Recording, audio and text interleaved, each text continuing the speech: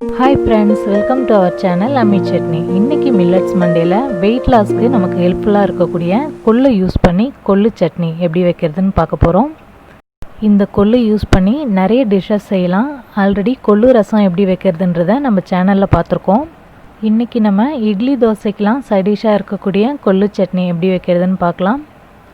ஒவ்வொரு டிஷ்க்கும் ஒவ்வொரு மாதிரி இந்த கொள்ளை யூஸ் பண்ணணும். கொள்ளு ரசத்துக்கு இதை நம்ம வேக வச்சு செஞ்சோம்.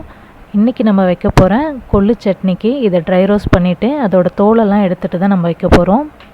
இதுக்கு அரை கப் அளவுக்கு கொள்ளு எடுத்துருக்கோம். இதை இப்போ ட்ரை ரோஸ்ட் பண்ணிக்கலாம். ஃப்ளேமை சிம்மில் வச்சுட்டு ட்ரை ரோஸ்ட் பண்ணிக்கலாம். கலர் சேஞ்ச் ஆகி எள்ளு எப்படி வெடித்து பொரியுமோ அது மாதிரியே கொள்ளும் நல்லா வெடித்து பொரிஞ்சு வரும். இது மாதிரி கலர் சேஞ்ச் ஆகி நல்ல வாசம் வரும்போது ஸ்டவ்வை ஆஃப் பண்ணிவிட்டு ஒரு பிளேட்டில் சேர்த்துடலாம். கொள்ளு ஆறுனதும் மிக்ஸி ஜாரில் சேர்த்து ஒரு தடவை மட்டும் கிரைண்ட் பண்ணி எடுத்துக்கலாம்.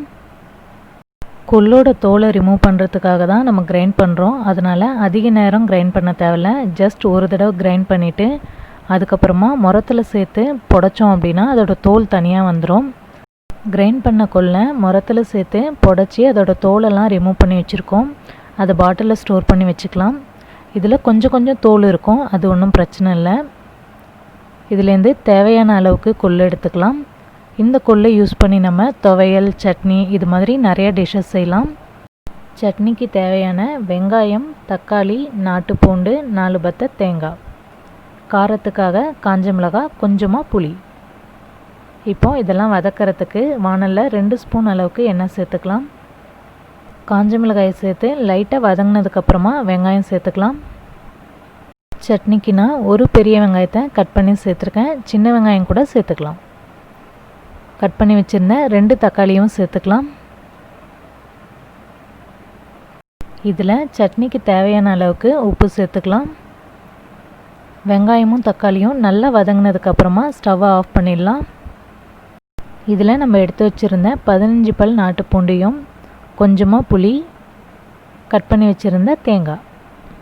இந்த கொள்ளு சட்னிக்கு பூண்டு கொஞ்சம் அதிகமாகவும் புளி கொஞ்சம் கம்மியாகவும் சேர்த்துக்கிட்டா நல்லாயிருக்கும். இதில் நம்ம எடுத்து வச்சுருந்த கொள்ளு பருப்பை சேர்த்துருக்கோம். இது எல்லாத்தையும் கலந்து விட்டு நல்லா ஆறுனதுக்கப்புறமா அரைச்சிக்கலாம்.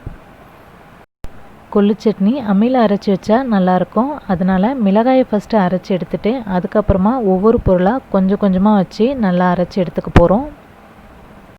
இன்றைக்கி நம்ம இட்லிக்கு சைட் டிஷ்ஷாக இந்த கொள்ளு சட்னி வைக்க போகிறோம். அதனால் கொஞ்சம் திக்காக இருந்தால் நல்லாயிருக்கும். நீங்கள் மிக்சியில் அரைக்கும் போது தேவையான அளவுக்கு மட்டும் தண்ணி சேர்த்து திக்காக அரைச்சி எடுத்துக்கோங்க. இது மாதிரி திக்காக அரைச்சி எடுத்துக்கலாம். தாளிப்புக்கு 1 ஸ்பூன் அளவுக்கு மட்டும் எண்ணெய் சேர்த்து கடுகு சேர்த்துக்கலாம். கடுகு பொரிஞ்சதும் உளுத்தம்பருப்பு சேர்த்துருக்கோம். இப்போது இதில் வாசனைக்காக ஒரு கொத்து கறிவேப்பிலை சேர்த்து இது நல்லா வதங்கினதுக்கப்புறமா அரைச்சி வச்சுருக்கிற கொள்ளு சட்னியை சேர்த்துக்கலாம்.